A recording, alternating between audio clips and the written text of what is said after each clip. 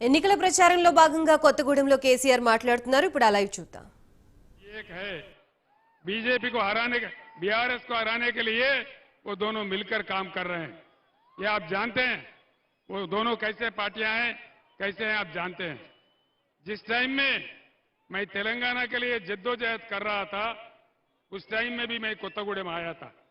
उन दिनों में कहा था अल्लाह के घर में देर है लेकिन अंधेर नहीं है, और अल्लाह का करम हुआ, तेलंगाना रियासत हासिल हुआ। इसमें सभी लोगों को, मुसलमानों को, क्रिश्चियनों को, हिंदुओं को, हमारे दलितों को, गिरिजनों को, सबको मैं एक साथ लेके चला, सबके साथ मैंने इंसाफ किया। ये आप जानते हैं आज इस देश में क्या हो रहा है। इस देश को हर हालत में बचाना है, हर हालत में। ये किसी का देश नहीं है, देश में कितने लोग रहते हैं, सारे लोगों का ये हिंदुस्तान है, हम इसको जानते हैं। इसीलिए आपसे गुजारिश करता हूं, आप लोग बीआरएस कायदीन को जिताइए, वोट दीजिए। आपके ताउन से तेलंगाना रियासत को, मैं आपको कसम खा के कहता हूं, मैं जब तक केसीआर जिंदा है तब तक तेलंगाना रियासत एक सेक्युलर रियासत ही रहेगा, अमन रियासत रहेगा, सबको साथ लेके चलेगा।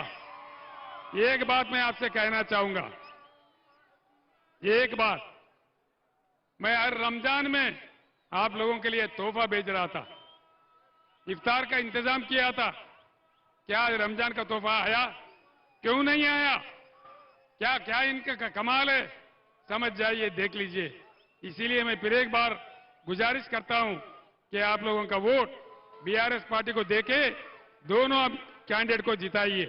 या कविता हो या रामा नागेश्वर राव जी हो, वो अच्छे लोग हैं, तेलंगाना के लड़े से लोग हैं, इसलिए आप लोग जिताइए। इतना कहते हुए मैं आपसे रुखसत होता हूं। సోదరులారా, మీరందరూ కూడా అనేక ప్రాంతాల నుంచి, ఇటు ఖమ్మం కావచ్చు, అటు మహబాద్ కావచ్చు, మీరిద్దరు వచ్చారు. మీ అందరికి చాలా థ్యాంక్స్. చాలా ఆవేశపూరితమైన స్వాగతం నాకు తెలియజేశారు.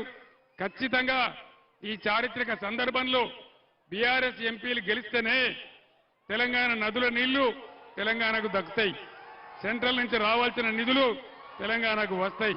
కాబట్టి దయచేసి ఈ ఎన్నికల్లో ఖచ్చితంగా ఇద్దరు కూడా బీఆర్ఎస్ అభ్యర్థులను, మహబూబాబాద్ నుంచి కవిత గారిని, ఖమ్మం నుంచి నామా గారిని గెలిపించాలని చెప్పి నేను కోరుతా ఉన్నా.